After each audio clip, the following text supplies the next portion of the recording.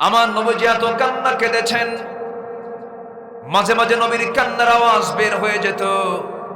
চুলায় আগুন ধরায়া দিয়া পাতিলে পানি রেখে যদি ওই পাতিলটাকে গরম করা হয় আগুন দিয়া, পানি যখন গরম হতে থাকে, পানি যখন টকবক করতে থাকে, পানি যখন সিদ্ধ হতে থাকে, সেই সময় টকবকের যে আওয়াজ হয়, পানির যে আওয়াজ হয়, ঠিক আমার নবী সেজদায় পড়ে যখন কাঁদতেন, ওই গরম পানির মতো আওয়াজ আমার নবীর মুখ থেকে বের হতো।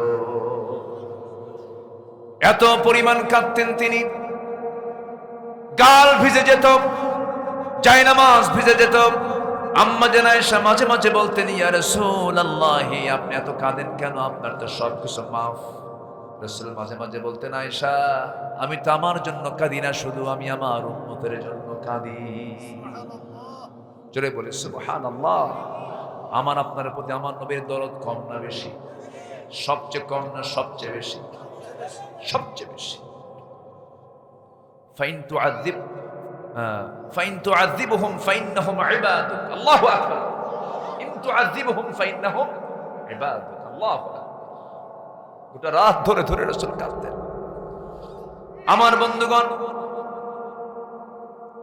এই দুনিয়া ছেড়ে সবাই চলে যাব আমরা। আল্লাহকে চেনার দরকার, আগে সবার আগে আল্লাহকে চিনবো আমরা। এখনই মরে যাব, কে বলেছে বাবা আপন? এখনই মরে যাব আমরা, কে বলেছে মা আপন? এখনই চলে যাব আমরা, কে বলেছে ছেলে আপন? কে বলেছে বউ আপন? কে বলেছে? আপন বলতে পৃথিবীর কেউ নাই। এখনই মরে যান, জান মেরে ঘর থেকে বের করে দেবে। গায়ের জামাটাও রাখবে না, সেলাইওয়ালা জামাটাও কেচি দিয়ে কেটে ফেলবে। সব কিছু আপনার কাছ থেকে সিজ করে নিয়া আপনাকে বাজার থেকে সবচেয়ে কম দামি সেলাইবিহীন কাপড়টা পরায় দেবে আপনার গায়ে, টেনে হেঁচড়ে নিয়ে যাবে কবরের দিকে। যে বউটার জন্য যুবক, নতুন ইয়াং, তুমি ছিলে, বিয়ে করেছিলে, হঠাৎ তোমার ইন্তেকাল হয়েছে, রোড অ্যাক্সিডেন্টে মারা গেছো, মৃত্যুর সংবাদ চলে আসছে, বউটা কাঁদবে। কয়দিন? 3 দিন, 4 দিন, 5 দিন, 6 দিনের পরে মুখে হাসি আসবে। 2 মাস 3 মাস পরে তোমার বউটাকে নিয়ে চলে যাবে তোমার শ্বশুর বাড়ির লোকজন নিয়ে যাওয়ার পর 6-7 মাস হয়ে যাবে। তার আব্বা আম্মা, তোমার শ্বশুর শাশুড়ি তোমার সেই সুন্দরী বউটাকে বিয়ে দিয়ে দেবে। বিয়ে দেওয়ার পরে ওই বউটা অন্যের ঘরে চলে যাবে, অন্য স্বামী পেয়ে যাবে। সেই নতুন স্বামী পেয়ে পরের দিন আব্বা আম্মাকে ডাক দিয়ে বলবে, আব্বা আম্মা, তোমরা যে সিদ্ধান্ত নিয়েছো সঠিক সিদ্ধান্ত নিয়েছো, কারণ আগের স্বামীর চাইতে এই স্বামীটা আমার আরো ভালো।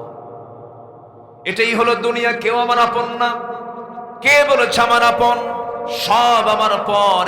একজনে যদি আমার আপন হন, যিনি আমার দুঃসময়ে আছেন, আমার সুসময়ে আছেন, আমার জীবনে আছেন, আমার মরণে আছেন, আমার কবরে আছেন, আমার মিজানে আছেন, আমার পুলসিরাতে আছেন, আমার হাসরে আছেন, তিনি আমার কে? কে কে কে? আল্লাহ। আমার আল্লাহকে কাছে পেতে চাই। আমার আল্লাহ বান্দাকে এত ভালোবাসেন। আল্লাহ বলেন, বান্দার তুই আমার দিকে 1 হাত আগাবি, আমি তোর দিকে 10 হাত আগাবো। বান্দা তুই হেঁটে হেঁটে আসবি আমার দিকে হেঁটে আসবি, আমি তোর দিকে দৌড়ায় যাব। আমি তোকে মাফ করার জন্য প্রস্তুত বান্দারে। আমার কাছে তুই মাফ চাবি, আমার কাছে বারবার ডাক দিবি, আমার নামটা বারবার নিবি। দুনিয়ার মানুষ বিরক্ত হয় বারবার ডাকলে, তুই আমারে যতবার ডাকবি আমি তোর প্রতি তত বেশি খুশি হয়ে যাব। এই জন্য আমরা চাইবো কার কাছে? বলবো কার কাছে? বলেন, বলবো কার কাছে? রাতের মধ্যে দিন ঢুকান কে? দিনের মধ্যে রাত ঢুকান কে? এত শীতের রাত লম্বা করে দিয়েছেন বান্দা, একটা অংশ তুই জেগে যা, আমার কাছে চাপ। কিন্তু বান্দা শেষ রাতে জাগে, মাঝে মাঝে জেগে ঘুম ধরে না, বিড়ি খায়। কি খায়? বিড়ি খায়। রাত 2টার দিকেও বিড়ি খায়। আছে না? আছে না? এই দেশে বিড়ির যে বাজেট হয়, বিড়ি সিগারেটের যে বাজেট হয়, লাখ লাখ টাকা। বলেন, লাখ লাখ? শুধু কোটি কোটি, শত শত কোটি টাকা এই বিড়িতে বাজেট হয়। প্রত্যেকটা প্রত্যেকটা বাজেটই অর্থমন্ত্রী বিড়ির দাম বাড়াইছে এ পর্যন্ত, কিন্তু বিড়ি যারা খায় তারা কয় আরো বাড়া, প্রয়োজনে বাড়ি বেঁচে হলেও খাবো। এত নেশা, এত খাওয়া খায়, এত টানা টানে। আল্লাহ বলে দিচ্ছে খা, কিন্তু তোর চেহারায় বিড়ি যে খাস তার চিহ্ন ফুটায় দেব, খা। বান্দা বিড়ি খায়, ঠোঁট কি বানায় দেয় আল্লাহ? কি বানায় দেয়? কালা। ওই ঠোঁট দেখলেই বোঝা যায় সব বলে এটা কি খোর। পাপ করবেন, পাপ আপনাকে চিহ্ন দিয়ে দিবে। মদ খাবেন, মদ আপনাকে চিহ্ন দিয়ে দিবে, আপনার চোখটা লাল হবে। মানুষ, সমাজের মানুষ বলবে এর চোখ দেখি মনে হচ্ছে কয়েক বোতল খাইছে। কি কয়েক বোতল?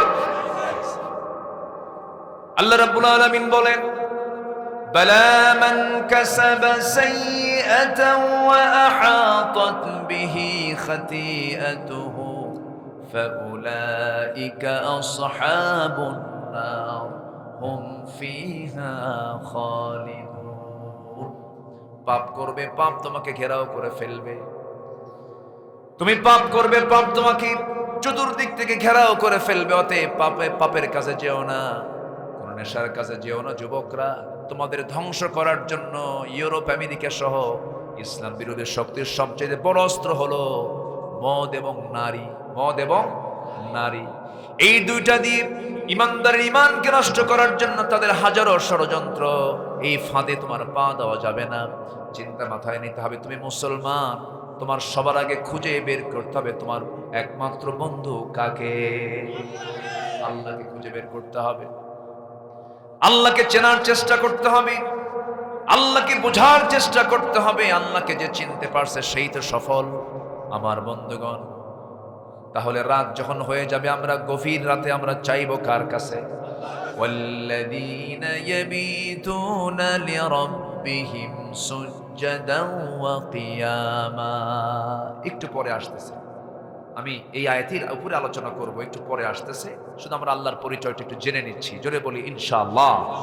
আমাকে সময় দিচ্ছেন তো নাকি? আমি খুবই খুশি যে এত আগে আমাকে উঠায়া দিয়েছেন আপনারা।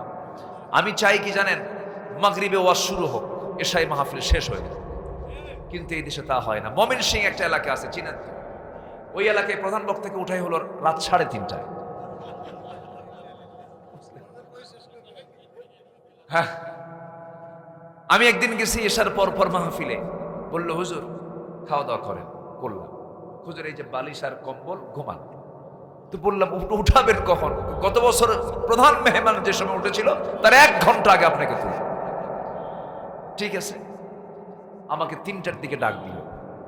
ডাক দিয়ে বলে হুজুর চলেন, গত বছর প্রধান বক্তা ছিল 4:30টায় শুধু দোয়ার জন্য, এবার আপনাকে 3:30 নিয়ে চলে গেল। ঘুমন্ত জাতির সামনে ওয়াজ না আওয়াজ? বলেন ওয়াজ না আওয়াজ? আলোচনা না আলোচনা? কিছুই হয় ছিল, থাকে, কিন্তু ঘুমায়, এরকম করে মনোযোগ তো থাকে না। কিন্তু ওদের আলোচনার মূল সময়টা হচ্ছে মাগরিব থেকে এশা, যেটা খুব শক্ত হাতে যিনি ফেস করেছেন আল্লামা সাইদ রাহিমাহুল্লাহ। 9টা পার হতে দিতেন না, মাহফিল শেষ। কিন্তু আমার দেশে তা হয় না। তো ম্যাক্সিমাম জায়গায় এই প্রবলেমটা হয়। দোয়া করেন আমরা একটা শৃঙ্খলার মধ্যে নিয়ে আসবো। জোরে বলি ইনশাআল্লাহ, জোরে বলি ইনশাআল্লাহ। জাতি যে বিড়ি খায় ঠিক হবে কেমনে বলে? বিড়ি খাবো আমরা? কোন নেশার দিকে যাবো আমরা? যাব না। নামাজ আর ওযু বিড়ি খাওয়া শেখায়? বলেন তো, বলেন তো, ওযুর সাথে কি বিড়ির সম্পর্ক থাকতে পারে? আমার নবীজির জীবনের শেষ আমল ছিল হলো মিসওয়াক করা। শেষ আমলটা কি ছিল? মিসওয়াক করা। রাসূল মিসওয়াক করে দুনিয়া থেকে বিদায় নিয়েছেন। চিন্তা করে দেখুন, নবীজির মুখ কেমন যেন গন্ধ গন্ধ লাগতেছে। রাসূল বললেন আয়েশা, মুখটা কেমন যেন দুর্গন্ধ মনে হচ্ছে, একটা মিসওয়াক এনে দাও তো। সেই সময় আমার নবীজির মাথা ছিল আম্মা জান আয়েশার উরুর উপরে, উনি উঠতে পারলেন না। ভাই আব্দুর রহমানকে ডাক দিয়ে বলছেন, ভাই আব্দুর রহমান, একটা মিসওয়াক এনে দাও। মিসওয়াক এনে দিলেন। আম্মা জান আয়েশা সেই মিসওয়াকটাকে চাবালেন। চাবায়া চাবায়া নরম করে দিয়া নবীর হাতে দিয়ে দিলেন। আমার নবীজির সেই সময় শক্তি নাই, গায়ে উঠতে পারেন না। আমার নবীজির প্রচন্ড মাথা ব্যথা, প্রচন্ড জ্বর, জয়েনে জয়েনে ব্যথা শুরু হয়ে গেছে এবং বিষক্রিয়া দেখা দিয়েছে। রাসূলকে বিষ প্রয়োগ করে মারার ষড়যন্ত্র ইহুদিরা করেছিল। সেই বিষক্রিয়ার যন্ত্রণা শুরু হয়ে গেছে। আমার নবীজি সেই সময় মিসওয়াকটা হাতের মধ্যে নিয়ে বলছেন, ওরে আমার আয়েশা, দেখো আমি কি করি। রাসূল মিসওয়াক শুরু করে রাখ দিয়ে আমার নবীজি সেই আম্মা জান আয়েশার মুখে লাগানো থুতুটা মিসওয়াকে লাগাইছিল, চুষে চুষে পান করছেন আর বলছেন, আয়েশা আমি তোমাকে দারুণ ভালোবাসি। আমার নবীজি আম্মা জান আয়েশার মুখের থুতুগুলো, লালাগুলো চুষে চুষে পান করলেন, মিসওয়াক করলেন, মুখটা পরিচ্ছন্ন করলেন। কারণ একজন দায়ীর মুখটা পরিচ্ছন্ন থাকবে, মুখের মধ্যে কোনো দুর্গন্ধ থাকবে না। আমার নবীজি এই কথাও বলে দিয়েছেন, যারা আলেম ওলামা আছেন, এখানে রাসূল বলেছেন আমার উম্মতের যদি কষ্ট না হতো মিসওয়াকটাকে আমি রাসূল ওয়াজিব বানায়া দিতাম। এই হাদিসগুলোর দিকে তাকালে তো বান্দা কখনো কোনো কিছু মুখে নেওয়ার আগে চিন্তা করত, এই খাবারটা আমার মুখে নেওয়া জায়েজ কিনা, এই খাবারটা আমার মুখে নেওয়া ঠিক কিনা। এই জন্য আমরা এই মুখে সেই কথা বলবো না যে কথা আল্লাহ বলতে মানা করেছেন, সেই খাদ্য নেব না সেই খাদ্য রাসূল আল্লাহ পাক নিতে মানা করেছেন। কুলু মিন তাইয়্যিবাত, আল্লাহ পাক বলছেন খাও যেটা পবিত্র। আবার বলছেন ওয়াকুলু লিন-নাসি হুসনা, যদি কথা বলো সেটা সুন্দর কথা বলো, সুন্দর কথা বলো, সুন্দর কিছু খাও, পবিত্র কিছু খাও, নাপাক কিছু খেও না, হারাম কিছু খেও না। আবার মাহফিলে এসে কিছু কিছু বিড়িখোর লোক এসে বলে হুজুর বিড়ি খাওয়া কি জায়েজ আছে? উনি মাহফিলে এসে জায়েজের চেষ্টা করে, আছে না নাই বলেন তো? আচ্ছা, এগুলো করবো না আমরা পরিচ্ছন্ন ইমানদার হব, জোরে বলি ইনশাআল্লাহ। এই কথাগুলো কি বলার দরকার আছে? আমার বন্ধুগণ, আল্লাহ রাব্বুল আলামিন তার পরিচয় দিতে নিয়ে বলছেন, কি বলছেন? তিনি সেই মহান প্রভু যিনি রাত কি দিনের খিলফা করেছেন, আবার রাত দিনকে রাতের খিলফা করেছেন, স্থলাভিষিক্ত করে দিয়েছেন।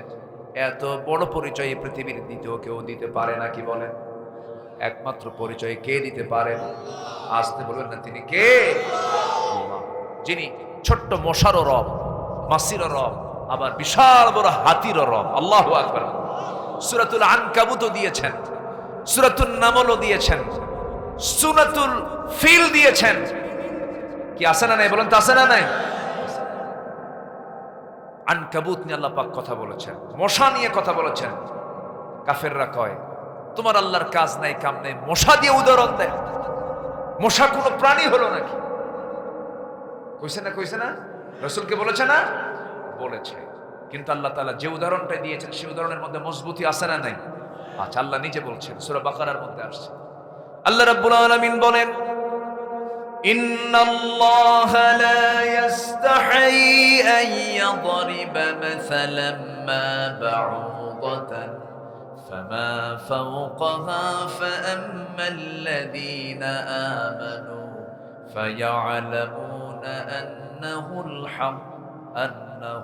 হাক্কু মির রাব্বিহিম ওয়া আম্মাল্লাযীনা কাফারু ফায়াকুলুনা মাযা আরাদাল্লাহু বিহাযা মাসালা يضل به كثيرا ويهدي به كثيرا وما يضل به إلا الفاسقين জোরে বলুন আল্লাহু আকবার, জোরে বলুন আল্লাহু আকবার। আল্লাহ রাব্বুল আলামিন মশার উদাহরণ দিতে লজ্জা পান না, অথচ এই উদাহরণ দেখতে গিয়ে অনেক কাফেররা প্রশ্ন করে ফেলেছে, আল্লাহ তাআলা এই মশা নিয়ে উদাহরণ কেন দিলেন? কি দরকার ছিল? কিন্তু আল্লাহ যে উদাহরণটা দিয়েছেন তার মধ্যে শিক্ষা আছে না নাই? ইউদিল্লু বিহি কাসীরা ওয়া ইয়াহদি বিহি কাসীরা। এই সমস্ত এক্সাম্পলের মধ্য দিয়ে কেউ পথভ্রষ্ট হয়ে যায়, কেউ হেদায়েত পেয়ে যায়। আল্লাহু আকবার বলেন। মশা যত খায় তার হায়াত কি কমে না বাড়ে? বলেন বলেন বলেন বলেন। যত বেশি খাবে ওর হায়াত তত। এই যে 16 বছর ছিল, কম খাইছে না বেশি খাইছে? মিল আছে? মিল আছে? মিল আছে না? খাইছে বেশি, ধ্বংস হয়েছে তাড়াতাড়ি। আছে ওরা কেউ আছে? চিন্তা করে দেখেন, লজ্জায় মাথা নিচু হয়ে যায়। একটা দেশের শীর্ষস্থানীয় ধনী দরবেশ, তার নাম জানেন না আপনারা? হেলিকপ্টার নিয়ে লেডিস ফেরাউন বসেছিলেন যে দরবেশ আসুক। লেডিস ফেরাউন বুঝলেন তো?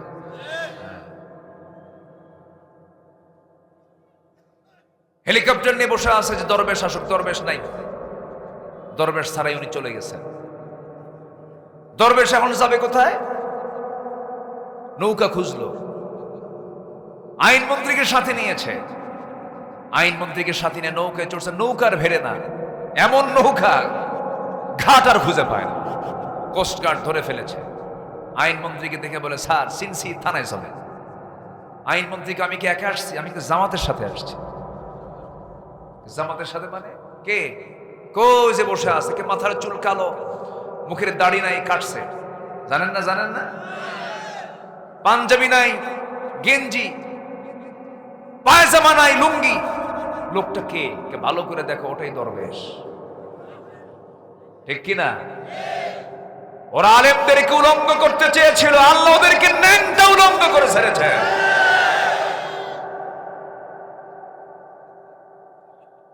ওরা চেয়েছিল অনেক কিছু, পারে নাই, পারবে কেমনে?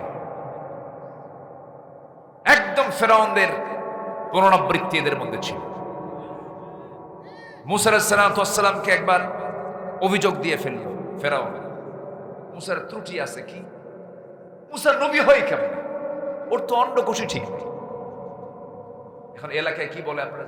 ঠিক আছে, আপনার ভাষা বুঝলেন তো? বুঝলেন তো? সহি বলো না কিন্তু। ফেরাউন বলে ফেললো, ওর একটা ছোট আর একটা বড়, একটা দোষ ধরে ফেল। আল্লাহর নবীকে এই জাতীয় যখন কথা বললো, এখন এটা তো এমন নবী, সব নবীর মেজাজ একরকম, এই নবীর মেজাজ ভিন্ন রকম। কি নরম না গরম? খালি গরম না মহা গরম? চরম গরম। মালাকুল মউত থাপ্পড় খাইছে, এত রাগ। সুবহানাল্লাহ বলবেন না? খুব রাগী ছিলেন, প্রচন্ড মেজাজে ছিলেন তিনি, কিন্তু এই মেজাজটা ছিল ইসলামের পক্ষে। কারণ ফেরাউনকে দমন করার জন্য ওইরকম নবী দরকার ছিল। খুব মেজাজে ছিলেন। আল্লাহ বললেন, ইযহাব ইলা ফিরআউনা ইন্নাহু তাগা।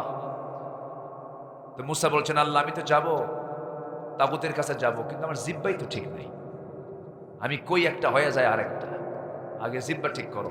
রব্বি ইশরাহ লি সাদরি, ঠিক হয়ে গেছে। আল্লাহ বললেন, একটু সুন্দর ভাষায় কথা বলো, একটু মিষ্টি মুখে দাওয়াত দিও, নরম সরম করে দাওয়াত দিবা। আচ্ছা ঠিক আছে। ফেরাউনের দরবারের সামনে যে ডাকতেছে, ফেরাউন বলেন, এর মধ্যে নরম আছে, ধমক একটা দিচ্ছে। ফেরাউন বাইরে বের হয়ে বলে, কি হয়েছে মুসা বলো?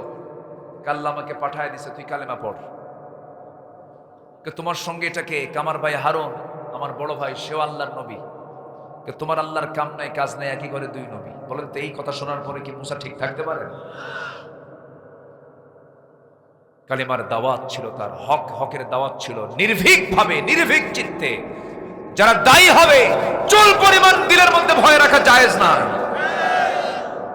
2009 সাল আমার জীবনের প্রথম হজ, আল্লামা সাইদির জীবনের শেষ হজ। তো ওনার সাথে এক পর্যায়ে একটা জায়গায় কথা চলতেছিল, কথা বলতে বলতে আমরা বলে ফেললাম, হুজুর দেশে মামলা চলতেছে, ট্রাইব্যুনাল গঠন হচ্ছে, আপনি যায়েন না, আপনি দেশে থেকে যান। উনি মুস্কি একখান হাসি মেরে বললেন, সাইদি পালায়, সাইদি পালানোর জাত না। রাসূল সে শিক্ষা দেননি, আমার দেশ আমার জাতি বিপদে থাকবে, সাইদি পালায় বেড়াবে, এই চরিত্র রাসূল আমাকে শিখান না। ফিরে এসেছেন বীরের বেশে, দেশ থেকে যান নাই কোথাও।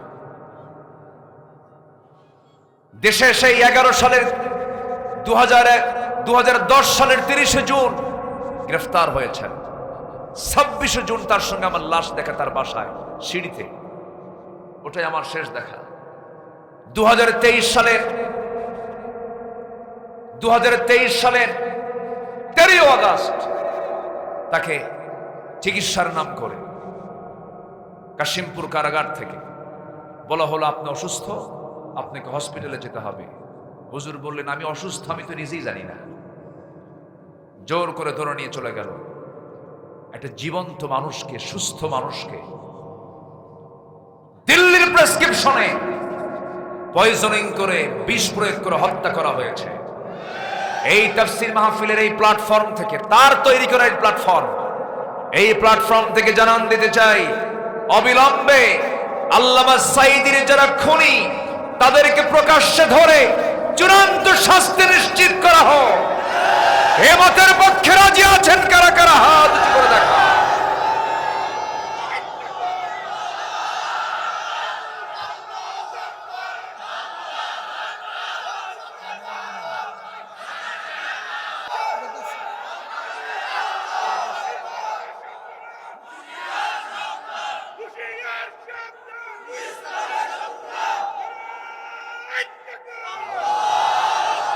আল্লাহ কবুল করুন, জোরে বলে আমিন।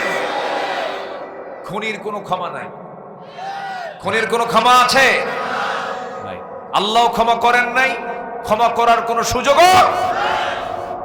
কুতিবা আলাইকুমুল কিসাস, চূড়ান্ত কথা। কতলুন নফস, আশ-শাইখুজ জানি, তিন অপরাধের কোনো ক্ষমা নাই। যারা খুন করবে, যারা বুড়ো হয়ে জানা করবে, যারা মুরতাদ হবে, এই তিনটার শাস্তি ইসলাম চূড়ান্ত বলেছে, তাকে কতল করো। কার কথা? জোরে বলেন, কার কথা? কার কথা? তাহলে মশা বেশি খাইলে কি হয়? মরে পড়ে না মরে তাড়াতাড়ি? তাহলে মশার উদাহরণ ঠিক আছে না বেঠিক আছে? নাম্বার 2, আল্লাহ পাক বলেছেন, ইন্নাল্লাহা লা ইস্তাহি আন ইয়াদরিবা মাসালান মা বাউদাতান, কি মুযাক্কার না মুয়ান্নাস? ঠিক আছে না? পুরুষ মশা না স্ত্রী মশা? স্ত্রী মশা। আল্লাহ পাক স্ত্রী মশার কথা বলেছেন। আজকের সায়েন্স বলছে মশা পুরুষ কামড়ায় না, মশা নারী কামড়ায়, স্ত্রী মশা কামড়ায়। দেখেন কোরআন কত সায়েন্স। আল্লাহু আকবার বলেন। কি মশা কামড়ায়? স্ত্রী মশা কামড়ায়, পুরুষ মশা কামড়ায়। দেখেন আল্লাহ তাআলা কত আগে। এরপরে আরেকটা আয়াতে আল্লাহ পাক বলেছেন সূরা নামলের মধ্যে, আনিত্তাখিযি মিনাল জিবালি, বলতো আনিত্তাখিযি, কি পুরুষ না মহিলা? মুয়ান্নাস না মুযাক্কার? মুয়ান্নাস। আনিত্তাখিযি মিনাল জিবালি বুয়ুতা, হে মহিলা মৌমাছি, বাসা প্রস্তুত করো। বাসার মৌচাকের ভিতরে বসে থাকে যে মৌমাছি, ওটা কি রাজা না রানী? বলেন, রাজা না রানী? আনিত্তাখিযি মিনাল জিবালি বুয়ুতা। আল্লাহু আকবার। কোরআন, সায়েন্স, কোন দ্বন্দ্ব আছে? কোন দ্বন্দ্ব আছে? ভুল হতে পারে সায়েন্সের, ভুল হবে না কোরআনের। ঠিক আছে? নাম্বার 3, মশার যে উদাহরণ দিয়েছে, আরেকটা কারণ হলো মশাটা আশ্চর্য প্রাণী। গোটা বাড়িতে মশা নাই, চোখে ধরা পড়ে না, এরকম হয় না? কিন্তু রাত যখনই গভীর হয়, আপনি যখনই লাইট বন্ধ করে শুয়ে পড়েন, শুরু হয়ে গেছে। কেন জানেন? 75 ফুট দূরের থেকেও টের পায় কোথায় মানব সন্তান শুয়ে আছে। 75 ফুট, কত ফুট? 75 ফুট দূর থেকে টের পায় যে এখানে কোনো মানব সন্তানের উপস্থিতি আছে। ও হাজির হয়ে যায় সময় মতো। যখন আপনি ঘুমাতে যাবেন তখন অ্যাকশন শুরু। কি কথা কি বোঝা যায়? এবং মশা তার যে পাখাটা আছে, প্রতি সেকেন্ডে তার পাখাটা ঝাপড়া দেয়, নড়াই হলো প্রতি সেকেন্ডে 300 থেকে 600 বার। পৃথিবীর কোনো মেশিন পারবে না ওর সাথে। আল্লাহু আকবার বলেন। প্রতি সেকেন্ডে 300 থেকে 600।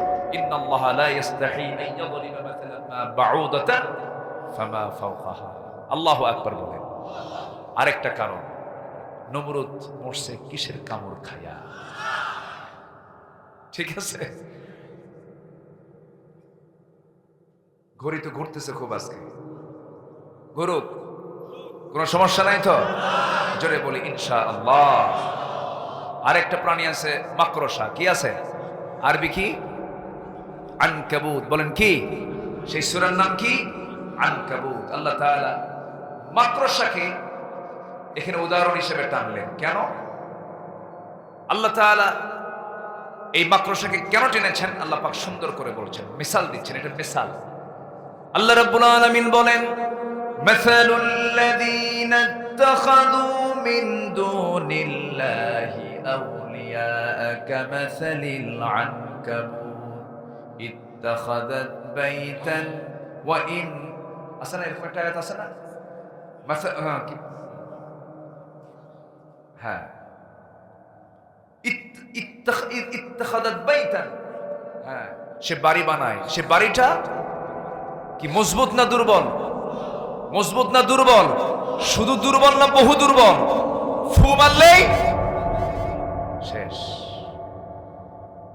আধুনিক বিজ্ঞান গবেষণা করতেছে মাকড়সা পুরুষ এবং নারী, এদের মধ্যে সম্পর্ক খুব ক্ষীণ, খুব কম, খুব অল্প সময়। স্ত্রী মাকড়সা পুরুষ মাকড়সাকে কামড় মেরে মেরে ফেলে দেয়, কামড় মেরেই মেরে ফেলে দেয়। তাহলে কাফেরদের দৃষ্টান্ত মাকড়সার সঙ্গে দেওয়াতে এই উদাহরণটা কি যুক্তিযুক্ত নয়? কি সুন্দর করে আল্লাহ পাক এই মাকড়সাকে সঙ্গে লাগায় দিয়েছেন। কাফেরদের উদাহরণ হচ্ছে কার মতো? মাকড়সার বাসার মতো। আল্লাহু আকবার বলে, তার চরিত্রের মতো। সম্মানিত ভাইয়েরা, কোরআন যা বলে দিয়েছে এটাই আমার আপনার জন্য একমাত্র উপদেশ। এছাড়া পৃথিবীর কোন উপদেশ গ্রহণ করা যাবে। এখন আসেন, আমরা এতক্ষণ তো পরিচয় পাইলাম আল্লাহ, আল্লাহর কিতাবের। এখন আমার পরিচয় কি হওয়া দরকার? বিড়ি খাওয়া, মিথ্যা কথা বলা, গাঁজা খাওয়া, ওই যে কি বলে, নামাজ পড়ে না, রোজা রাখে না, নারীবাজি করে, জেনা করে, অসৎ নেতৃত্ব দেয়, নারী হাতে তুলে দেয়, ওই নেতার নেতৃত্ব মেনে নেওয়া। এরকম নেতা তো আমার দেশে নাই। চাঁদাবাজি বন্ধ হয়েছে না আছে? চাঁদাবাজি বন্ধ হয়েছে না আছে? শুধু ব্যক্তি চেঞ্জ হয়েছে, চাঁদাবাজি ঠিকই আছে। মাথায় নিতে হবে কথাগুলো। যুবকরা, তোমাদের রক্ত যেন বিফলে না যায়। আবু সাইদের রক্ত, মুগ্ধদের রক্তকে আমার বৃথা যেতে দেব না। আমি আবু সাইদের বাড়ি গিয়েছিলাম, তার মার সঙ্গে কথা বলেছি। তার মাকে বললাম, খালাম্মা আপনাকে দেখতে আসলাম। আমাকে উনি চিনলেন, আমার ওয়াজও শুনেছেন। আগের থেকে আমি ওই এলাকায় যেতাম। আমাকে দেখেই আমি বললাম, আমি চিনেছি আপনাকে। বাবা কি বলবো, সবাই তো আমাকে দেখতে আসে, কিন্তু আমার আবু সাইদকে সাথে নিয়ে আসে। কি বলবো, কি জবাবটা দিবেন? যার মা, যার সন্তান গেছে সে বুঝে। মুগ্ধের মাকে কেউ উত্তর দিতে পারবে না, আবু সাইদের মাকে কেউ উত্তর দিতে পারবে না, কোনো জবাবই নাই। তাহলে এতগুলো রক্ত দিল তারা, এত কষ্ট করে একটা পথ চেঞ্জ হয়েছে। বাপ মানা করছে সন্তানকে, যাইস না রাস্তায় গুলি করবে, কেন আমার ভাই বলেছে আমিও দুনিয়া থেকে বিদায় হব। এই যে যুবকরা রাস্তায় নেমে এই আন্দোলনটাকে তারা একটা পর্যায়ে নিয়ে এসেছে, অবশ্যই এটাকে বৃথা দেওয়ার কোনো সুযোগ নাই। যুবকরা, পাহারা দিবা তোমার গ্রাম, পাহারা দিবা তোমার এলাকা। কোথায় চাঁদাবাজি হয়, যারা চাঁদাবাজ তাদের নির্দিষ্ট কোনো পরিচয় থাকতে পারে না, ঠিক কিনা? সতর্ক থাকতে হবে। যুবকরা, তোমরাই পারবে। আগামীর বাংলাদেশ তোমার হাতে। তোমার গ্রামকে তুমি টার্গেট করো। কোন ঘর থেকে কোন মহিলা বোরকা ছাড়া বের হয়, মুরব্বীকে বলে ফেলবে, চাচা আপনার মেয়ে, আপনার বউ অথবা আপনার অমক বোরকা ছাড়া বের হয়। আমরা যুবক, আমাদের অসুবিধা হয়, আমাদের প্রবলেম হয়। আমরা নামাজ পড়ি, আমাদের যৌবন আছে। আপনার মেয়ে এই গ্রামে থাকতে গেলে বোরকা ছাড়া বাইরে বের হতে দেব না, ঠিক আছে না? মাতব্বর নামাজ পড়ে না, আসলে এরকম মাতব্বর না। যুবকরা তোমরা বলবে, চাচা মাতব্বরি রাখেন, নামাজও পড়েন। নামাজ পড়বেন না, মাতব্বরি ছুটায় দেব, ঠিক কিনা? তা'মুরুনা বিল মা'রুফ ওয়া তানহাউনা আনিল মুনকার, মান রাআ মিনকুম মুনকারান ফালিয়ুগাইয়িরহু বিয়াদিহি, হাত দিয়ে এটাকে মোকাবেলা করো। শিখিয়েছেন মুহাম্মদ সাল্লাল্লাহু আলাইহি ওয়াসাল্লাম। তোমাকে চরিত্রবান হতে হবে, তোমাকে নামাজি হতে হবে। এখন আল্লাহর বান্দা, প্রকৃত বান্দা কারা? এখন আল্লাহই তাদের পরিচয়গুলো তুলে ধরছেন। সময় লাগবে, কিন্তু কোনো সমস্যা নাই তো? প্রিপারেশন আছে তো ইনশাআল্লাহ?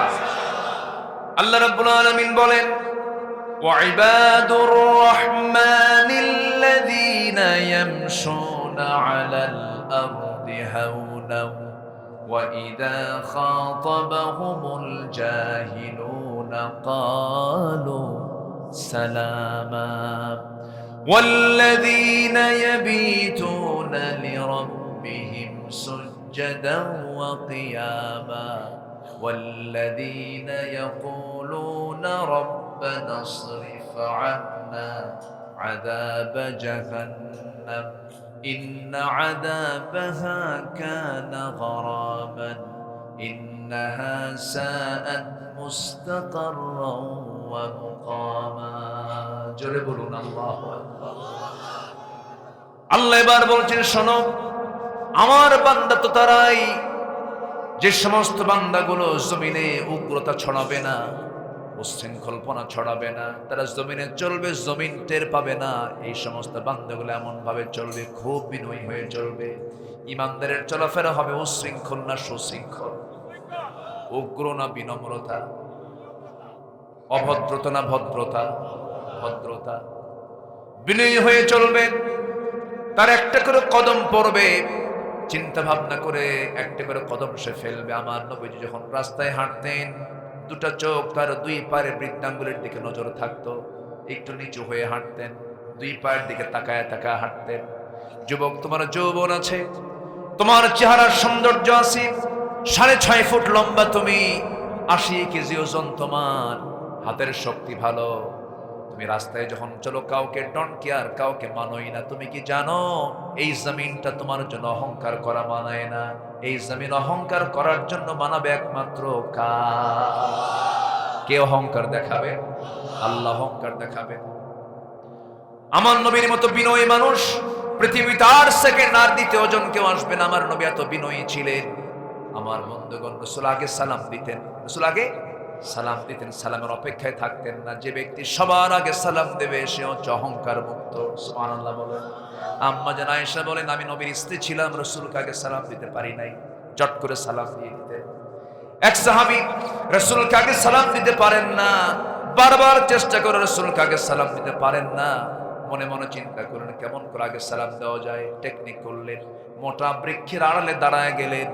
আমার নবীজি হেঁটে হেঁটে আসতেছেন, চট করে তিনি সেই গাছের আড়াল থেকে বের হয়ে রাসূলকে লক্ষ্য করে সালাম দিচ্ছেন, আসসালামু আলাইকা ইয়া রাসূলুল্লাহ। আমার নবীজি জবাব ঠিকই দিলেন, মুস্কি হাসি মেরে বললেন, সাহাবী এমন টেকনিক করে আগে সালাম দিলে কিন্তু সওয়াব পাবা না।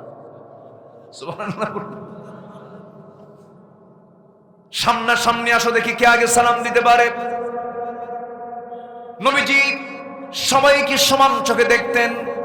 আমার নবীজি স্ত্রীর সামনে চলে গেলে স্বামী হয়ে যেতেন, সন্তানদের সামনে দাঁড়ালে বাবা হয়ে যেতেন, যুবকদের সামনে দাঁড়ালে যুবক হয়ে যেতেন, শিশুর সামনে দাঁড়ালে শিশু হয়ে যেতেন। শিশুরা সব খেলা ছেড়ে দিয়ে নবীর সামনে এসে বসে পড়ত। আকর্ষণীয় খেলাগুলো বাদ দিয়ে নবীর সঙ্গে তারা খেলতে যেত। আমার নবীজির সামনে একদিন হুসাইন দাঁড়ায় আছেন, নবীর নাতি। রাসূল ঘোড়ার পিঠে চড়বেন, এমন সময় বলছে, না না, তুমি ঘোড়ার পিঠে চড়ো, আমার কি শখ হয় না? ছোট্ট মানুষ। হুসাইন বলছে, আমার কি শখ হয় না? আমি কি উঠতে চাই না? রাসূল বলেন, তোমার পা তো ছোট, এত ছোট পা নিয়ে তুমি কেমনে ঘোড়ায় চড়বে? এবারে বলছে, না না, ওই ঘোড়ায় না চললেও তো তোমার পিঠে তো চড়া যায়। সুবহানাল্লাহ বলবেন না? আমার নবীজির সঙ্গে সঙ্গে ঘোড়াটাকে ছেড়ে দিয়া নবীজির সামনের হাতটা সামনে আগায় দিলেন, ঘোড়া হয়ে গেলেন। লাভ মেরে হুসাইন পিঠের উপরে চড়ে বলছেন, ঘোড়া যা, ঘোড়া যা। আমার নবীজি গোটা ঘর ঘুরতেন। নানা কাকে বলে? সুবহানাল্লাহ বলেন। নাতিগুলো নবীর সামনে ঘন্টার পরে ঘন্টার সময় পেয়ে যেত। দেখবেন কিছু কিছু নানা আছে, নাতিকে দেখলে হাসেও না, কান্দেও না, নাতিদের দরদও করে না। নাতি পুত্ররা মনে মনে দোয়া করে, বুড়া তুই মরবি কোন দিন, কোনখানি খাবো। ঠিক আছে না? আমার নবীজি সময় দিতেন বাচ্চাদেরকে। পাখির খবরটাও রাখতেন, নগায়েরটার খবর রাখতেন, আছে না হাদিস? আমার নবীজি কত উদার চিত্ততা নিয়ে চলতেন। স্ত্রীর সামনে যখন যেতেন, স্ত্রীদের সঙ্গে এমন আচরণ করেছেন কেউ টের পেত না। রাসূল কাকে সবচেয়ে বেশি ভালোবাসেন? একাধিক স্ত্রী ছিল, সবাই ভাবতেন রাসূল আমাকে বেশি ভালোবাসেন। একদিন 4 স্ত্রীর মধ্যে মতবিরোধ, একজনকে আমারে বেশি ভালোবাসে, আরেকজনকে আমারে বেশি ভালোবাসে। 4 জন একসঙ্গে রাসূলের সামনে এসে বলছে, হুজুর আপনি বলেন সত্যি করে আপনি কাকে বেশি ভালোবাসেন? রাসূল বলছেন, এই প্রশ্ন এখন, এই উত্তর এখন দেওয়া যাবে না, যাও তোমরা। সবগুলোকে পাঠায়া দিলেন। রাতের বেলা 8টা খেজুর নিয়ে 2টা করে ভাগ করে 2টা খেজুর আম্মা জান আয়েশার ঘরে ঢুকে সালাম দিয়ে বলছেন, আয়েশা আহিব্বু, আই লাভ ইউ। ঠিক আছে, আমি তোমাকে ভালোবাসি। দিলে বউকে আই লাভ ইউ বলা জায়েজ আছে না নাই? অন্যের বউ। আমি মঞ্চে ঢুকতে নিয়ে এক যুবককে, হুজুর দোয়া করেন বিয়ে যেন তাড়াতাড়ি হয়। কে যেন কইছে এখানে, হুজুর আমার বড় ভাইয়ের বিয়ে হয় নাই, তাড়াতাড়ি দোয়া করেন, বড় ভাইয়েরও হোক আমারও হোক। যে যুবক বিয়ের জন্য পাগল হয় সে চরিত্রবান। কি ঠিক কিনা? আর যে বিয়ে করতে চায় না, যৌবন পার হয়ে যাচ্ছে, ও ঠিক নাই, ও বাইপাস মারে। কি ঠিক কিনা? যুবককে ধন্যবাদ। আমি খুঁজবো না, আমি তোমার খুঁজবো না, তুমি ভয় পাইও না। আমি আসতেনি আমাকে বলছে একটা ছেলে, আমার নবীজি সালাম দিলেন, সালাম দিয়ে বলেন, আয়েশা আমি তোমাকে খুব ভালোবাসি, কিন্তু এই গভীর রাত্রিতে তোমাকে এই যে 2টা খেজুর দিয়ে গেলাম, এই 2টা খেজুরের তথ্য যেন অন্য কোন স্ত্রী কানে না যায়, আমি তোমাকে কিন্তু খুব ভালোবাসি। দ্বিতীয় স্ত্রীর ঘরে গিয়ে একই কথা বললেন, তৃতীয় স্ত্রীর ঘরে গিয়ে একই কথা বললেন, চতুর্থ স্ত্রীর ঘরে গিয়ে একই কথা বললেন। খেজুর 2টা দিয়ে আসলেন। পরের দিন সকালবেলা বুক ভর আশা নিয়ে 4 স্ত্রীর সামনে বসা। রাসূল আজকে বলেই দিবে কাকে সবচেয়ে বেশি ভালোবাসেন। এবার রাসূল বলছেন, শোনো, তোমরা আমাকে যে প্রশ্ন করেছো কাকে সবচেয়ে বেশি ভালোবাসে, আমি তাকেই সবচেয়ে বেশি ভালোবাসি, যাকে আমি গত রাত্রিতে লুকায়া 2টা খেজুর দিয়ে আসছি। জোরে বলে সুবহানাল্লাহ। কি ম্যানেজমেন্ট তার, কি ব্যক্তিত্ব সম্পন্ন মানুষ ছিলেন তিনি, কি ইনসাফ ছিল তার মধ্যে। আল্লাহু আকবার বলেন। সবাইকে সুন্দরভাবে ম্যানেজ করতেন। আমার নবীজির সামনে যদি কোনো উগ্র ব্যক্তিও যদি সামনে দাঁড়াতো, নবীজির মায়াবী চেহারা, বিনম্র আচরণ, ভদ্র আচরণ দেখে তার উগ্রতা দূর হয়ে যেত। ক্ষুধায় থাকা সাহাবী ক্ষুধার যন্ত্রণা সহ্য করতে পারতেছে না, আমার নবীর সামনে দাঁড়ালে নবীর চেহারা দেখলে পরে তার ক্ষুধা নিবারণ হয়ে যেত। কি মেজাজি চেহারা না হাসি চেহারা? হাসি চেহারা। রাসূল হাসতেন, সুন্দর করে কথা বলতেন। শুধু একদিন আবাসা ওয়া তাওয়াল্লা জাআহুল আ'মা, অন্ধ লোক আব্দুল্লাহ ইবনে উম্মে মাকতুম রাদিয়াল্লাহু তাআলা আনহু, তিনি অন্ধ সাহাবী ছিলেন, তিনি কিন্তু শহীদ হয়েছেন। আল্লাহু আকবার। রাসূল কোনদিন তাকে যুদ্ধের পারমিশন দেননি। অন্ধ তো, নবীর কাছে পারমিশন চেয়েছেন, দেননি। প্রথম খলিফাও দেননি, না তোমাকে যুদ্ধের পারমিশন দেওয়া যাবে না। কিন্তু সাইয়েদনা ওমর ফারুকের শাসনামলে একদিন বলেই ফেললেন, ভাই ওমর, যুদ্ধের ডাক এসেছে, আমাকে আজকে আর মানা করবে না। আমার কত ভাই বদরে শহীদ হলো, কত ভাই উহুদে শহীদ হলো, কত ভাই আমার চোখের সামনে তারা শাহাদাত বরণ করে জান্নাতে চলে গেল। আমি তো আজও দুনিয়াতে পড়ে আছি, আমি জান্নাত পেলাম না। অন্তত আজকে আমারে ফেরত দিবে না ওমর, আমাকে যুদ্ধের পারমিশন দিয়ে দাও। সাইয়েদনা ওমর ফারুক বললেন, রাসূল আপনাকে পারমিশন দেন নাই, প্রথম খলিফা আপনাকে পারমিশন দেন, আমি আপনাকে দেব কেমনে? আপনার তো চোখ নাই। এবার তিনি বলছেন, আমি জানি আপনি আমাকে এই প্রশ্ন করবেন, আমার চোখ নাই, কিন্তু সবাই তো তরবারি দিয়ে যুদ্ধ করে না, কেউ কালিমার ঝান্ডা ধরে থাকে, কেউ তাবুতে দাঁড়ায় থাকে। আমাকে তরবারি চালানোর কাজ না দিয়া শুধু মুসলমানরা যুদ্ধে যাবার সময় যে কালিমার ঝান্ডা নিয়ে থাকে, সেই কালিমার ঝান্ডাটা নিয়ে শুধু আমাকে এই দায়িত্ব যদি দেওয়া হয়, সেই দায়িত্ব আমি পালন করবো। এক জায়গায় দাঁড়ায় থাকবো, কালিমার ঝান্ডা নিয়ে এক জায়গায় দাঁড়ায় থাকবো। শত্রুরা আমাকে লক্ষ্য করে দূর থেকে তীর মারবে, বক্ষ ভেদ করে চলে যাবে, রক্তে রঞ্জিত হয়ে শহীদ হয়ে আমি আল্লাহর সামনে হাজির হয়ে যাব। জোরে বলে সুবহানাল্লাহ। এই সাহাবীর সামনে একদিন রাসূল আরেকজনকে প্রাধান্য দিচ্ছিলেন। সেই সময় আয়াত নাযিল হলো, আবাসা ওয়া তাওয়াল্লা জাআহুল আ'মা।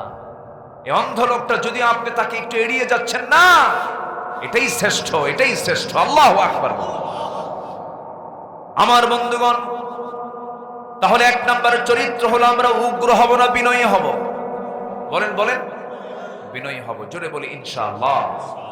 কেউ থাপ্পড় মারলে উল্টা থাপ্পড় না, আমরা ক্ষমা করতে শিখবো, আমরা ক্ষমা করতে শিখবো, আল্লাহ আমাকে ক্ষমা করে দিবেন। ইন্নাকা আফুউন কারীম তুহিব্বুল আফওয়া ফাআফু আন্না আন্নী। আমরা আল্লাহর কাছে এরকম করে ক্ষমা চাবো। জোরে বলি ইনশাআল্লাহ। ইমানদার বিনয়ী হবে, ফাসিক মুনাফিকরা উগ্র হবে।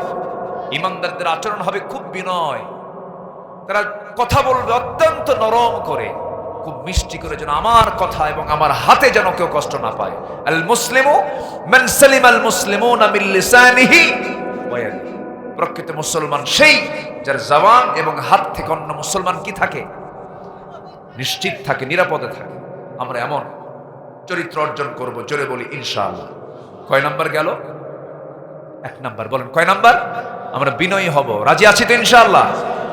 নাম্বার 2 হলো وَإِذَا خَاطَبَهُمُ الْجَاهِلُونَ قَالُوا سَلَامًا। যখন ইমানদার যখন জাহেলদের মুখোমুখি হয়ে যাবে, যখন কথা চলে আসবে, সেই সময় জাহেলদের সঙ্গে অযথা তর্ক বিতর্ক করবে না। ইদফা বিল্লাতি হিয়া আহসান। তর্ক বিতর্ক না করি, কোনো কথা না বলে, কারণ মূর্খের সঙ্গে কথা বলতে গেলে বিপদ না নিরাপদ? নিরাপদ না বিপদ? বিপদ। মূর্খ তো মূর্খই। মূর্খের চিন্তা আর ইমানদারের চিন্তা কখনো এক হবে না।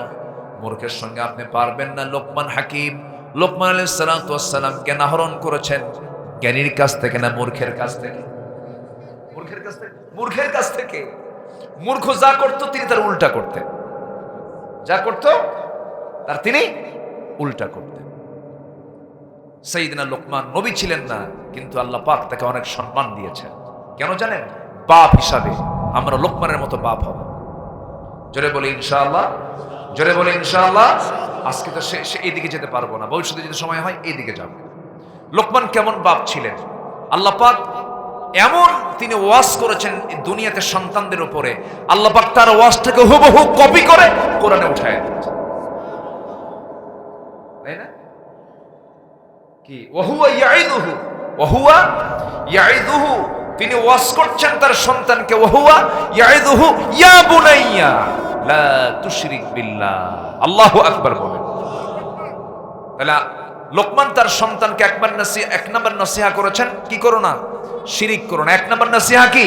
শিরিক করো না। আর আমাদের দেশের বাপদের নসিহা হলো 21শে ফেব্রুয়ারি যা খালি পায়ে। আছে কিনা? আছে কিনা? এখন এগুলো কমছে, একটু কমছে কিনা? কমছে কিনা? 6 আগস্টে ঢাকার এক মূর্তির মাথার উপরে এক যুবক দাঁড়ায় আছে, একদম মূর্তির মাথায়, মাথাটা ভাঙ্গা চুপ করে বসে আছে। ডক্টর ইউনূসকে প্রশ্ন করা হলো, এগুলো কেন ভাঙ্গা হচ্ছে? উনি বললেন, এই প্রশ্ন আমারে করেন কেন, তার বেটিরে করেন। কি ঠিক কিনা? শত শত কোটি টাকা এই ভাস্কর্যের পিছনে খরচ করা হয়েছে, কারণ বাবার টাকা নয়, জনগণের টাকা। ঠিক কিনা? অপচয়। যারা এই দুনিয়াতে জুলুমগুলো করেছে শেষ হয়ে গেছে। বাশার আল আসাদ, হাফিজ আল আসাদ, সিরিয়ার এক শয়তান, বিদায় হয় নাই? বিদায় হয় নাই? বিদায় হয়েছে। আল্লাহ তুমি ফিলিস্তিনকে ইহুদি মুক্ত করে দাও। বাইতুল আকসাকে তুমি আল্লাহ মুসলমানদের হাতে তুলে দাও। কাশ্মীরকে তুমি আল্লাহ মুসলমানদের হাতে তুলে দাও। ব্রাহ্মণ্যবাদের অপশক্তি থেকে কাশ্মীরকে হেফাজত করে বলি আমিন। সম্মানিত ভাইয়েরা, সাইয়েদনা লোকমান জ্ঞান আহরণ করেছেন মূর্খের কাছ থেকে। মূর্খ যা করত তিনি তার উল্টা করতেন। জ্ঞানী আর মূর্খ কি এক? মানে এক জ্ঞানী আর মূর্খ বসে আছে, ওদের ইশারায় বাহাস শুরু হয়ে গেছে। কিসে বসলেন তো? ইশারায়। ইশারায় মানে কথা না। তো মূর্খ লোকটা বসে আছে, জ্ঞানী লোকটা তার একটা হাতের আঙ্গুল উঁচু করেছে। মূর্খতা দেখে 2টা আঙ্গুল খাড়া করছে, উঁচা করছে। জ্ঞানী লোকটা 5টা আঙ্গুল খাড়া করেছেন। মূর্খ লোকটা মুষ্টি পাকাইয়া জ্ঞানীর নাকের ডগায় নিয়ে আসছে। জ্ঞানী লোকটা ব্যাগ থেকে একটা পেঁয়াজ বের করে সামনে রাখছে, আর মূর্খ লোকটা সঙ্গে সঙ্গে তার ব্যাগ থেকে একটা, কি বলে, জ্ঞানী লোকটা তার ব্যাগ থেকে একটা ডিম বের করে রাখছে, আর মূর্খ লোকটা তার ব্যাগ থেকে একটা পেঁয়াজ বের করে রাখছে। এখন মূর্খকে বলা হলো, জ্ঞানীকে বলা হলো, এই মূর্খের সঙ্গে বাহাস করে আপনি বুঝলেন কি? জ্ঞানী বলে, আমি আর কত জ্ঞানী, এই লোকটা তো আমার চেয়েও জ্ঞানী। কেন? আমি যখন নখ উঁচু করলাম তখন বুঝাই দিলাম লা ইলাহা ইল্লাল্লাহ। তখন এই লোকটা আমাকে বুঝাই দিল শুধু আল্লাহ এক ঠিকই আছেন। আমার এই প্রশ্ন উত্তরটাকে মজবুত করার জন্য বলল যে ইলাহা কখনো 2 জন হবে না, ইলাহা মাত্র হবে একজন। এটা সে 2 আঙ্গুল উঁচু করে আমার উত্তরটাকে মজবুত করে দিয়েছে। জ্ঞানীর চিন্তা। এরপর আমি যখন 5 আঙ্গুল উঁচু করলাম, বুঝালাম বুনিয়াল ইসলাম আলা খামসিন, ইসলামের বেনা হলো কয়টা? 5টা। সেই উত্তরটাকে মজবুত করার জন্য সে মুষ্টি পাকে আমার নাকের ডগায় নিয়ে এসে বলতেছে, 5টার বেশি যে বলবে 6টা ঘুষি মেরে সই করে দাও। উত্তরটা মজবুত করে দিয়েছে। আমি ডিম বের করে রাখলাম, পৃথিবীটা ডিমের মতো গোলাকার বুঝালাম, সে পেঁয়াজ বের করে বুঝায় দিল পৃথিবী শুধু ডিমের মতো গোলাকার নয়, আল্লাহ তাআলা পেজের মতো 7টা স্তরে আসমান জমিন বানায় রেখেছে। জ্ঞানীর চিন্তা শেষ। এখন মূর্খকে বলো তুই বুঝলি কি কম? মূর্খ বলে সে যখন আমার সামনে এক নখ উঁচা করেছে আমি ভাবছি ও আমার 1 চোখ কানা করবে। কথা বুঝলেন? তো আমি তখন ভাবলাম তুই আমার 1 চোখ কানা করবি, আমার তো 1 চোখ থাকবে, আমি তোর 2 চোখে কানা করবো, এই জন্য 2 নখ দেখাইছি। যখন আমার সামনে যখন 5 আঙ্গুল খাড়া করেছে ভাবলাম সে আমাকে চপাটাঘাত করবে, থাপ্পড় মারবে, তখন আমি মুষ্টি পাকায় নাকের ডগায় নিয়ে বললাম তুই আমার তো থাপ্পড়ই মারবি আর তোর নাকই সরায় ফেলবে। যখন সে আমার সামনে ডিম দেখালো তো ভাবলাম অপমান বোধ হলো, ডিম দেখালো, পেঁয়াজ বের করে বুঝাই দিলাম তোর ওই ডিমটা আমার পেঁয়াজ দিয়ে ভেজে বুঝে খায় শেষ করে ফেলবে। এটা হলো মূর্খের চিন্তা। তাহলে মূর্খ আর জ্ঞানী কখনো কি এক হতে পারে? আসতে বলে এক হতে পারে? হাল ইয়াস্তাবিল আ'মা ওয়াল বাসীর হাল ইয়াস্তাবিল লাযীনা ইয়া'লামুনা ওয়াল লাযীনা লা ইয়া'লামুন। জ্ঞানী আর মূর্খ কখনো সমান হতে পারে? এজন্য অজ্ঞদের সামনে জ্ঞানী মানুষ কি তর্ক করবে না সালাম দেবে? বলেন, তর্ক করবে না সালাম দেবে? কি সুন্দর করে আল্লাহ বুঝায় দিচ্ছেন, না ওদের সঙ্গে তর্কে যেও না, তর্কে গেলে পারবা না। আল্লাহ রাব্বুল আলামিন বলছেন ওয়াইদা খাতাবাহুমুল জাহিলুনা ক্বালু সালামা। নাম্বার 3 হলো ওয়াল্লাযীনা ইয়াবিতুনা লিরাব্বিহিম সুজদান ওয়া কিয়ামা। 16টা উপদেশ, 16টা গুণ ইমানদারের, বিনয়ী বান্দার। এখানে আল্লাহ রাব্বুল আলামিন 16টা গুণের কথা বলেছেন, বৈশিষ্ট্যের কথা বলেছেন। এর মধ্যে 3 নাম্বার হলো রাত জেগে জেগে বান্দা বিড়ি খাবে না, সেজদা দেবে। রাত 3টার দিকে বিশ্বকাপ খেলা, শীতের রাত, গত বছর আগের বছর রাত 3টার দিকে একজন ফোন দিচ্ছে, আমি কক্সবাজার থেকে মাহফিল করে আসতেছি, ফেনীর কাছাকাছি আসছি, আমাকে ফোন দিয়ে বলে হুজুর আমি আপনার খুব ভক্ত, একটু ফোন দিলাম এত রাত্রিতে, ব্রাজিল আর্জেন্টিনার খেলা হবে হুজুর দোয়া কইরেন। সেজদাও দিছে, দোয়া চাইছে যেন জিতে। দেখছেন এরকম আছে কিন্তু। রাত জেগে জেগে পার্থিব স্বার্থ হাসিলের জন্য সেজদা দেওয়া যাবে না। রাত জেগে জেগে জাহান্নাম থেকে বাঁচার জন্য আল্লাহর কাছে চাইতে হবে, আল্লাহর কাছে বলতে হবে ওয়াল্লাযীনা ইয়াবিতুনা লিরাব্বিহিম সুজদান ওয়া কিয়ামা ওয়াল্লাযীনা ইয়াকুলুনা রাব্বানা ইসরিফ আন্না আযাবা জাহান্নাম ইন্না আযাবাহা কানা গরামান ইন্নাহা সাআত মুস্তাকাররান ওয়া মুকামা। আল্লাহ তুমি আমাকে জাহান্নাম থেকে বাঁচাও। এই বাঁচার আকুতি সিজদার মধ্যে বান্দা করবে, কারণ জাহান্নাম এত ভয়ঙ্কর, এত ভয়ঙ্কর। আবার জাহান্নামের মধ্যে কিছু গর্ত আছে, সেটা আরো ভয়ঙ্কর। খাই নামক গর্ত আছে, ওয়াইল নামক গর্ত আছে, এই সমস্ত গর্তগুলো আরো ভয়ঙ্কর। তাফসীরে এসেছে, কুরতুবীর মধ্যে এসেছে খাই নামক একটা গর্ত আছে সূরা মারইয়ামের ভিতরে। একটা আয়াতের তাফসীরে দেখলাম কয়েকদিন আগে, সেখানে এসেছে খাই নামক গর্তটা এত ভয়ঙ্কর যে জাহান্নাম পর্যন্ত এই খাই নামক গর্তকে ভয় পায়। সেই খাই নামক গর্তের মধ্যে আল্লাহ কাকে ঢুকাবেন? ফাখালাফা মিন বা'দিহিম খালফুন আদাউস সালাতা ওয়াত্তাবাউশ শাহাওয়াত ফাসাউফা ইয়ালকাউনা গায়্যা। যে ব্যক্তি নামাজ নষ্ট করবে, নফসের তাবেদারি করবে, আল্লাহ পাক তাকে জাহান্নাম শুধু নয় জাহান্নামের গর্তের মধ্যে ফেলে দিবেন। জাহান্নাম কি ছোট না বড়? আজ থেকে জাহান্নাম কি ছোট জায়গা না বড় জায়গা?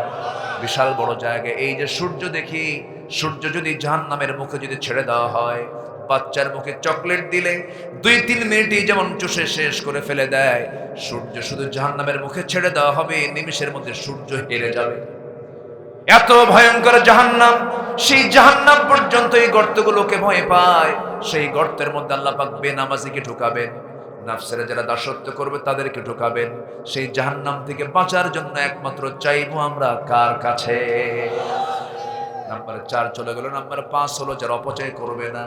নাম্বার 6 হলো যারা বিধবাই হবে। নাম্বার 7 হলো আল্লাহ ব্যতীত যারা অন্য কাউকে ডাকবে না। নাম্বার 8 হলো ওয়ালা ইয়াকতুলুন, যারা হত্যা করবে না। নাম্বার 9 হলো যারা জিনা করবে না। ওয়ালা ইয়াসনুন, নাম্বার 10 হলো ইল্লা মান তাবা, যারা তওবা করবে। তওবা করার দরকার আছে না নাই? 10টা চলে গেল। নাম্বার 11 নম্বরে এসে আল্লাহ পাক বলছেন ওয়া আমানা, এবং যারা ঈমান আনবে। আগে কয়টা গেছে? 10টার পর আল্লাহ কি বলতেছে? যারা ঈমান আনবে। দেখেন আল্লাহ পাক ঈমান আনছেন কত পরে, এগুলো ঠিক করার আগে আগে আগে কুফরি করতে বলেছেন আল্লাহ তাআলা। ফামাই ইয়াকফুর বিত-তাগুত, আগে কাফের হতে বলেছেন। কিসের কাফের? তাগুতের কাফের। কিসের কাফের? ফামাই ইয়াকফুর বিত-তাগুত ওয়া ইউমিন বিল্লাহ, আগে তাগুতকে অস্বীকার কর, এরপর ঈমান আন। তাগুত মেনে তোর কিসের ঈমান? আসতে কোন কেন? দুনিয়ার দল করো, জাতীয়তাবাদ করো, সেকুলার করো, তোমার কিসের ঈমান? তোমার ঈমান নয়। কথা ক্লিয়ার? কথা ক্লিয়ার? আগে তাগুতকে ছাড়ো, এরপর ঈমান আনো। রাগ করলেন মনে হয়? রাগ করলেও কিচ্ছু করার নেই। জি, নাম্বার 11 হলো ঈমান আনো। কি আনো? ঈমান আনো। এরপরে বলছেন ঈমান শুধু আনলে হবে না, ওয়া আমিলা সালিহান, এবং যারা ঈমান আনবে এবং আমল যারা করবে, আল্লাহ রাব্বুল আলামিন বলছেন ফাউলাইকা ইউবাদদিলুল্লাহু সাইয়্যাতিহিম হাসানাত ওয়া কানাল্লাহু গফুরার রহিমা। আল্লাহ বলছেন বান্দা, তুমি যদি নেক আমলগুলো করতে পারো, তোমার জীবনের অর্জিত যত গুনাহ, সমস্ত গুনাহগুলোকে পাল্টায় দিয়া সওয়াব বানায় দেব। আল্লাহর দয়া দেখছেন, গুনাহগুলো কি করে দিবেন? সওয়াব। সাইয়্যাতিহিম হাসানাত। আর কোন চিন্তা আছে? চিন্তা নাই। এরপর আল্লাহ বলছেন আবার শোনো, যারা মিথ্যা সাক্ষী দেবে না, অনর্থক কথা কর্মকে যারা এড়িয়ে চলবে, লা ইয়াশহাদুনা যুর ওয়া ইযা মাররু বিল-লাগবি মাররু কিরামা ওয়াল্লাযীনা ইযা যুকিরু বিআয়াতি রাব্বিহিম লাম ইয়াখিরু আলাইহা সুম্মান ওয়া উমিয়ানা। আল্লাহ রাব্বুল আলামিনের পরে বুঝাচ্ছেন বান্দা শোনো, 14 চলে গেল, 15 চলে গেল, এবার 16 নম্বর আল্লাহ রাব্বুল আলামিন 15 নম্বর আল্লাহ রাব্বুল আলামিন বলছেন শোনো, এখন তোমার পরিবারের জন্য তুমি দোয়া করো। পরিবারের দরকার আছে না নাই বলে? এবার পরিবারকে নিয়ে আল্লাহ পাক দোয়া শিখায় দিচ্ছেন, তুমি দোয়া করো রব্বানা হাব লানা মিন আজওয়াজিনা ওয়া যুররিয়াতিনা কুররাতা আ'য়ুনি ওয়াজআলনা লিল মুত্তাকিনা ইমামা। আল্লাহু আকবার বলেন। সন্তান যেন চক্ষু শীতল হয়, স্ত্রী যেন চক্ষু শীতল হয়। গোটা দুনিয়ার মালিক আপনি, বাড়িতে এসে দেখেন বউটা আকাম কুকাম করে বেড়ায়, ছেলেটা মদ খায়, মেয়েটা পরকিয়া করে, শান্তি আছে নাকি? এই জন্য পরিবারের জন্য দোয়া করব আমরা। এই দোয়াগুলো শিখিয়ে দিয়েছেন তিনি আমারকে। সর্বশেষ হলো আল্লাহ রাব্বুল আলামিন বলছেন, আল্লাহ রাব্বুল আলামিন সর্বশেষ যে কথাটা বলছেন, বান্দা শোনো, তুমি আমার কাছে সবর ধরবে, সবরের পুরস্কার আমি আল্লাহ তোমাকে জান্নাত দিয়ে দেব। উলাইকা ইউজাউনাল গুরফাতা বিমা সাবারু ওয়া ইউলাক্কাউনা ফিহা তাহিয়াতাও ওয়া সালামা। জোরে বলুন আল্লাহু আকবার। তাহলে বিনয় দিয়ে শুরু, ধৈর্য দিয়ে শেষ। বিনয় দিয়ে শুরু, কি দিয়ে শেষ? ধৈর্য দিয়ে শেষ। এই গুণগুলো আমরা আনলে পরে আল্লাহ এমনি বলছেন তোরে মাফ করে দেবো। যা, যেরকম সুবহানাল্লাহ। আমি শর্টে মেরে দিলাম, আলোচনা আরো আগে শেষ করা লাগতো, আমি কষ্ট দিয়ে ফেলেছি আপনাদের। না শেষ করে কি আলো চালাবো? আলোচনা চলো, হুজুর মরুক। যতটুকু হয়েছে আমরা বলে ফেলি আলহামদুলিল্লাহ। খুব সুন্দর মানুষ আপনারা। আমি খুবই আনন্দিত হয়ে এলাকায় আসলে, কেন জানেন? আমি যখন আয়াত বলি, শ্রোতাগুলো আয়াত বলে, সবাই আলেম ওলামা তো, কথা বলে খুব মজা পাওয়া যায়। সবাই বসুন না, কি এলাকায় দোয়া হয় না? দোয়া হয় না? বসেন, আমরা দোয়া করে যাব, আমরা দোয়া করে যাব। জোরে বলি ইনশাআল্লাহ। আমরা চাইবো কার কাছে? কি বলবেন? অনেক প্রশংসা আছে, একটা কথা ওখানে বলেন। আসুন আমরা আল্লাহর কাছে চাবো। সবাই বলে সুবহানাকাল্লাহুম্মা ওয়া বিহামদিকা আশহাদু আল্লা ইলাহা ইল্লা আনতা আস্তাগফিরুকা ওয়া আতুবু ইলাইকা। চিৎকার মেরে বলি ইয়া আল্লাহ, আমার জীবনের সগীরা কবীরা, ছোট বড়, সব গুনাহ তুমি আল্লাহ মাফ করে দাও। জোরে বলুন ইয়া রাব্বাল আলামিন। আমার অত্যন্ত কাছের ভাই, গর্বিত পিতা, যোগ্য সন্তান, আলহামদুলিল্লাহ বলেন। তাওসিফ, আমি তার নাম রেখেছি আবু তাওসিফ, তাওসিফের বাপ। আগে তো রাসূলুল্লাহ সাল্লাল্লাহু আলাইহি ওয়াসাল্লাম এরকম করে ডাকতেন। আমার শহীদুল্লাহ ভাই, সব মানুষ গড়ার কারিগর, খুব কাছের মানুষ। তার সন্তানের জন্য দোয়া করবেন, তাকে যেন বড় আলেম বানান আল্লাহ। জোরে বলি আল্লাহুম্মা আমিন। এখানে অনেক এই যে বয়োজ্যেষ্ঠ মুরব্বী বসে আছেন, বয়সের ভারে নুয়ে পড়েছেন, আল্লাহ তুমি তাকে সিহহাতে কুল্লিয়া দান করো, হায়াতান তাইয়্যিবা, এবং আল্লাহ তাআলা তুল লম্বা হায়াত আল্লাহ পাক তাকে দান করো। জোরে বলি আল্লাহুম্মা আমিন।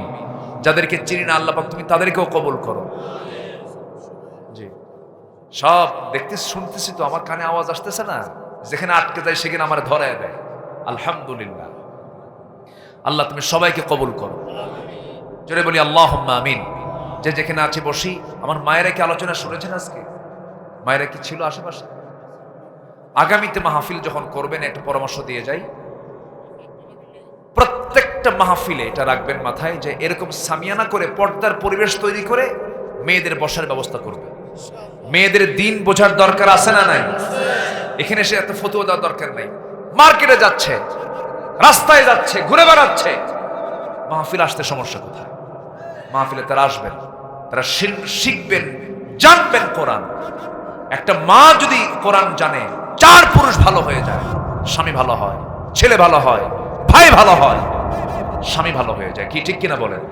তো এই জন্য মেয়েদের দিন বোঝার, তারা তো প্রোডাকশন ম্যানেজার, তারাই তো প্রোডাক্ট করে, তাদের পেট থেকে তো আমরা আসছি।